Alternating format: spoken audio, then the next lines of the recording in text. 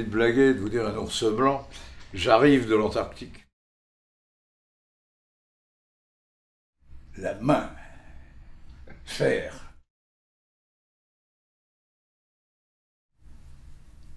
Brassens. Vincent Auriol. Le mien, le PS.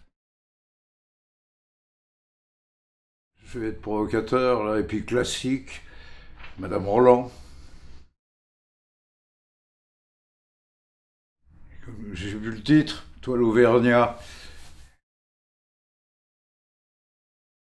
J'allais dire Stendhal, mais c'est un peu rodomontade.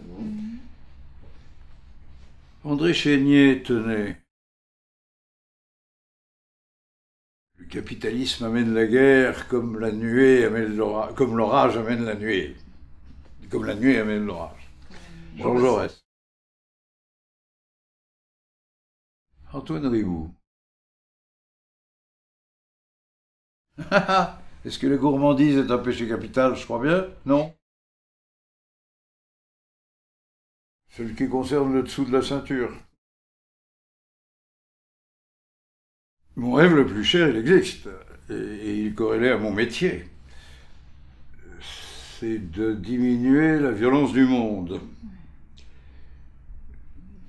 Ça a l'air de rien dit comme ça, mais nous sommes dans des batailles de procédure.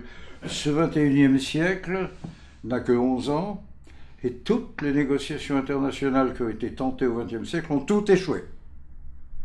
Tout rate de plus en plus dans les affaires mondiales. Et il va se jouer dans les 4-5 ans qui viennent une tentative de sortir de cette règle du consensus. Tout le monde se crispe sur sa nation. Mon rêve principal est là. Qui Dieu? C'est d'être capable de n'en jamais avoir. Dans mon métier, les caprices de star sont odieux, dangereux, condamnables, et il y a une ascèse à n'en pas avoir. Je dirais volontiers Simone Veil, la philosophe, W-E-I-L. D'abord, je ne suis pas cuisinier et guère capable, mais du coup, ça m'amène un souvenir rigolard. Je reviens aux articles, je vous le disais, et on a fait mon honneur au Dôme C, à 3800 mètres sur la glace, une soirée de gala où le plat principal était des cailles farcies, arrosées au gros Hermitage, et avec une purée subtile. On pourrait s'occuper de ça. Ma vérité personnelle étant que je suis très choucroute ou pâte. Gros plat de pâte, j'aime. Il n'y en a pas beaucoup parce que je suis très oiseau migrateur. Beaucoup de voyages, etc. Mais la journée type, c'est quand même bureau, téléphone, audience, conversation.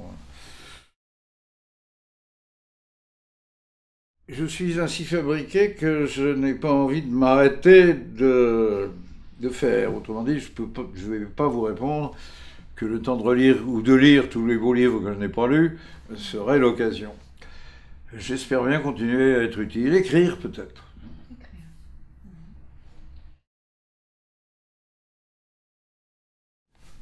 Dans un jour ouvrable à Paris où je ne bouge pas de Paris, j'ai au moins 7-8 conversations.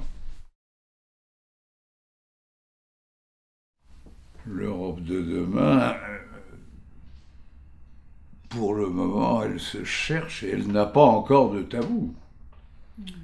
Le tabou absolu de l'Europe de demain, c'est d'arriver à remplacer le sentiment de souveraineté nationale pour nous permettre de travailler ensemble.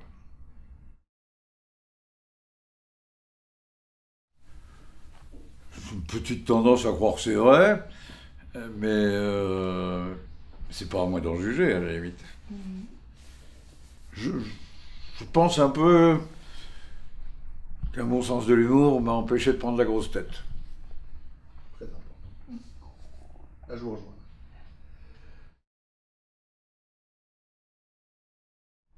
Le plus beau souvenir que j'ai en Alsace, c'est le plus vieux. J'avais 21 ans, j'étais mobilisé, j'arrive tout seul. Et puis attention, je suis né en 1930, c'est-à-dire qu'on n'a pas voyagé. Pendant la guerre, on ne bougeait pas. Je ne connaissais pas du tout l'Alsace, j'arrive tout seul, un jour de printemps, un soleil immense, j'ai 3 heures d'avance. J'ai déjeuné tout seul à la terrasse d'un restaurant sur la place de la cathédrale, avec les cathédrales sous les yeux. L'Alsace étincelait. Je reste très attaché à l'Alsace, mais le plus beau, c'est pour l'instant celui-là. Simplement, j'ai tellement d'autres souvenirs alsaciens que je serais interminable sur cette question. Ben, c'est vous qui me faites travailler, là. Ça dépend un peu du degré dans lequel vous serez exploiteur. Mais j'espérerais l'être autour de minuit, quand même, quoi.